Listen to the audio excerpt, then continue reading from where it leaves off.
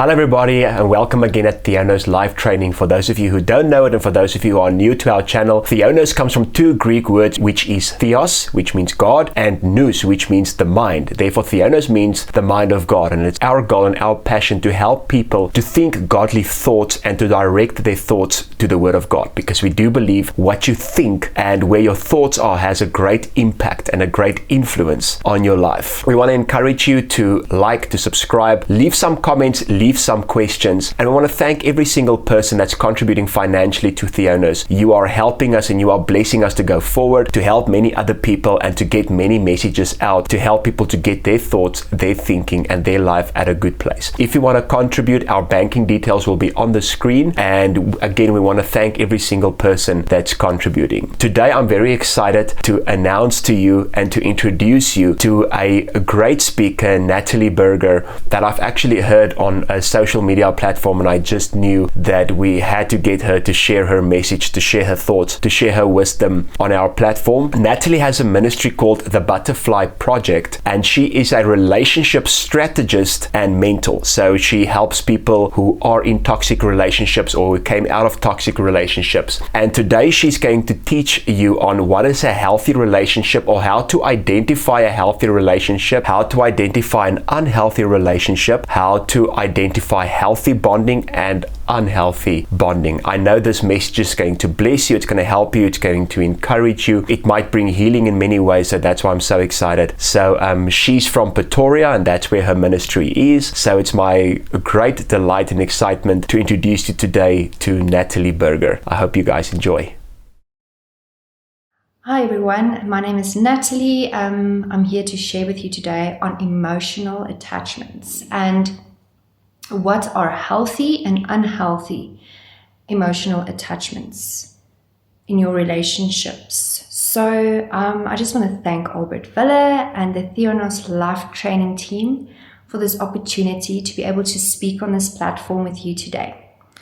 And when I'm saying emotional attachments, we are attached to people in many different ways in our life. And I'm not just talking about romantic, I'm talking about all types of different relationships, including family, including friends.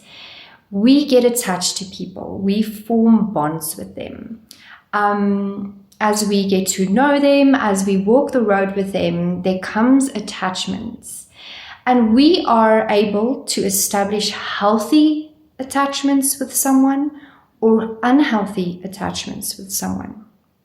And why it is so important for us to establish healthy attachments is because our relationships, the influences around us, they do affect our inner life, and that flows out over into our outer environment. So surrounding yourself with people and relationships that you have healthy attachments with will bring forth good fruit in all areas of your life. Having relationships where there are unhealthy attachments or bonds will unfortunately have the opposite effect, and there will be bad fruit that is reflected in our life and even in our inner world, because they would affect our emotions, they would affect the way we think, they would affect the way we feel about ourselves. So this is why it's so important to be able to discern, are these relationships, these friendships, this romantic interest or partner, these people that I surround myself with, am I attached to them healthily, or is there an unhealthy attachment to them? Because all of us, we have a goal to have a good life. We want to better our lives. We want to enjoy the one life that we have. And so there is work to that. We need to introspectively see if we are doing that work and surrounding ourselves with correct relationships and people who are safe, who are good for us, and who is bringing good fruit forth into our lives. So unhealthy and healthy attachments. You can also define an attachment as a bond. So we are having bonds with people, and every bond looks different. It depends on the road that you've walked with that person. Some bonds are tighter than other bonds, and we know who we can speak to. We know who we can rely on more. So there are levels of healthy attachments. So there are also levels of unhealthy attachments. So I think let's first start off with, what does a healthy attachment look like with a relationship in our lives? And what I've been through in my life and relationships I have dealt with, and what the Lord has taught me about relationship with Him even. And I'm going to basically mainly focus on relationship with Him, because He was the one constant of a healthy bond that I could always refer back to be able to discern between what was not healthy and what was healthy in my life.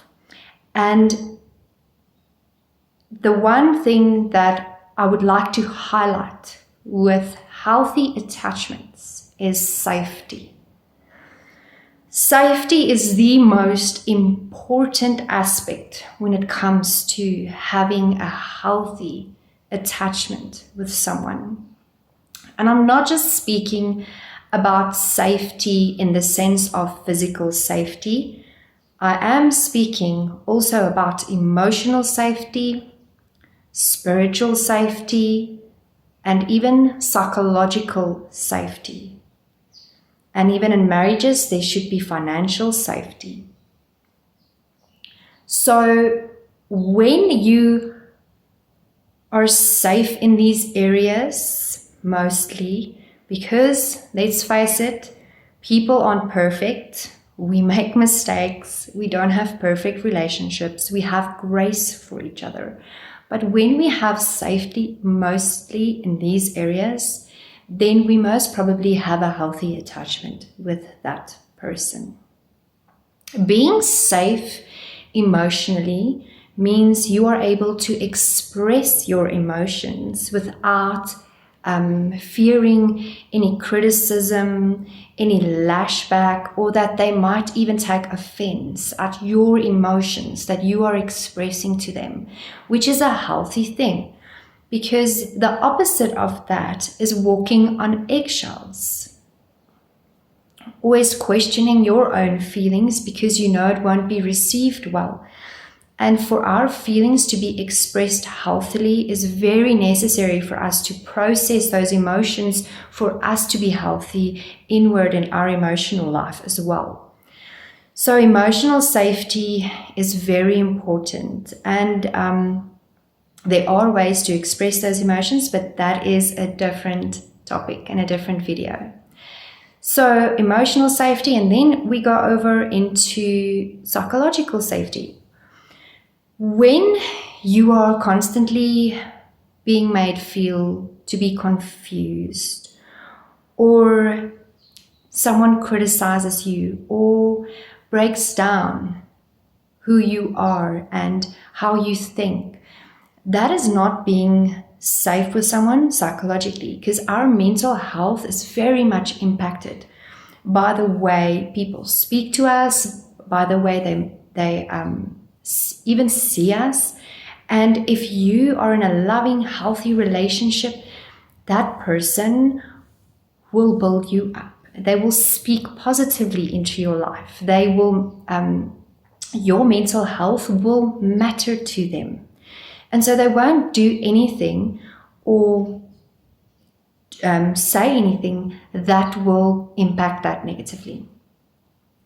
So then with the emotional safety, the psychological safety, the physical safety is also very important, because if we don't feel physically safe, we go into fight and flight mode.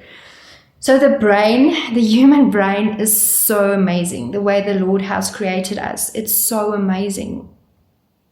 And we have a part in our brain which gets activated when we don't feel safe. And it might even be when you don't feel safe emotionally. It might even be when you don't feel safe physically. So when we get activated in that part of the brain, all logic and reason leaves. And that's when we can at times act irrational. Adrenaline kicks in and we can't think clearly. We can't even speak clearly. So that's when it's so important, when we are in an environment where we feel unsafe, that we should remove ourselves from that environment so that we can start thinking clearly, so we can start thinking logically. So with psychological safety, emotional safety, and even physical safety, if we are not safe in those three areas, we will be activated in that part of the brain, and that will take all good reasoning away from us, and then we won't even be able to communicate properly. And then spiritual safety. If you are a believer, if you are a Christian and you are unequally yoked, or you are in relationships with people who do not understand your walk with the Lord, who diminish it, who minimalizes that, that is not being safe spiritually. And because your walk with the Lord is more important than anything else, actually, I think that is the most important place to be safe when you are in a healthy attachment. So for people who do not believe in Jesus, who aren't believers, they can just leave that part out. That's fine. This video is still, this video will still help you. And so then we have the spiritual safety, and then after that we have our financial. Okay, so financial safety, when you are married or you are partners in life, then financial safety would mean that money won't be controlled, money won't be used to manipulate you. Everyone would have a fair say and access to money. Yeah, and so with those 5 aspects of being safe, it even goes deeper than that, even deeper than just safety. And then we are going into not just safety, but also, is there control or is there freedom? So it comes down to love versus control for me in this area, because love does not control others. The Lord is love. So in John it says, God is love. And where the Spirit of the Lord is, there is freedom.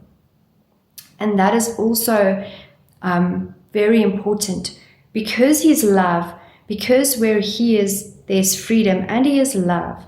At the end of the day, if we truly love someone, we won't control that person or try and control that person.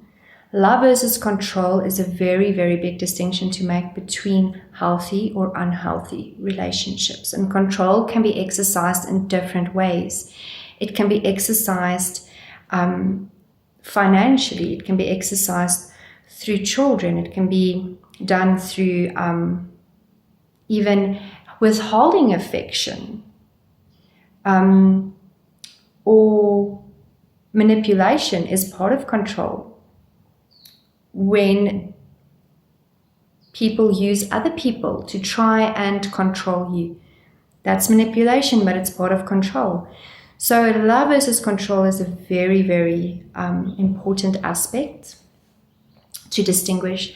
And I would say when unhealthy attachments get to a space where it becomes a trauma bond, then that relationship and that ties need to be severed. So what is a trauma bond?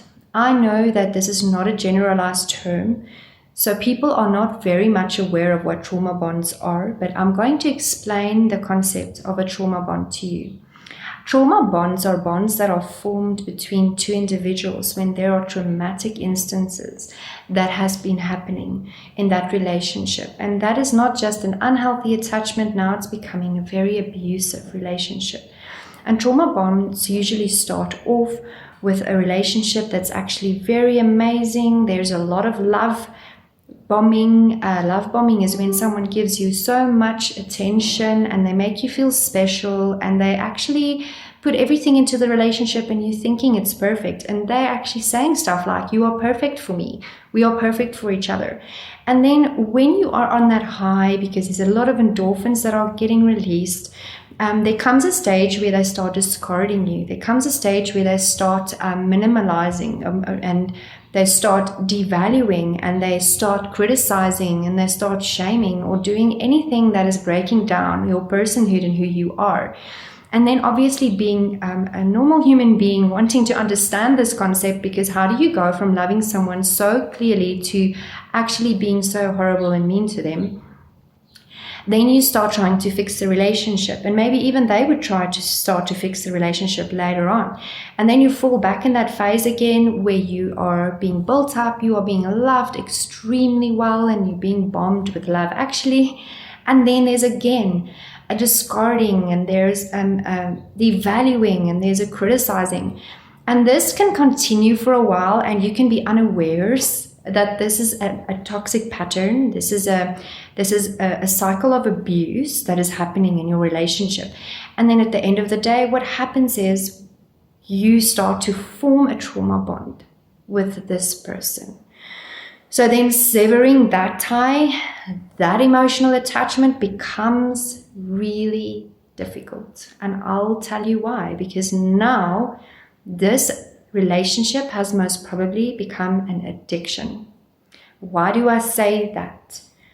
An addictive relationship happens when there are intermittent phases of love bombing and devaluing and discarding and abusive behaviors. And these intermittent phases are like a roller coaster. And this roller coaster is actually the release of endorphins in the phase where you are being love bombed. And this is when I'm on high, because endorphins are wonderful. And then when you're on the low, especially if you're not safe, especially you have to go into defending yourself all of the time, you can release other chemicals like adrenaline and cortisol, which is a normal reaction to that situation, which then causes the low. And when you're in the low, usually what happens after a while is you are looking for that high again. So that is when the person who is attached to this other person via the trauma bond might even try and fix the relationship themselves to get that loving demeanor out of them again, to be able to get to that high again, for that endorphins to kick in. You know, for that endorphins to kick in and for there to be relief from the low that it is. And even the low at times, when there is a long relationship that has been going through the cycle for a very long time, the body even starts craving the low. And then that person might even start creating the chaos to get to that low.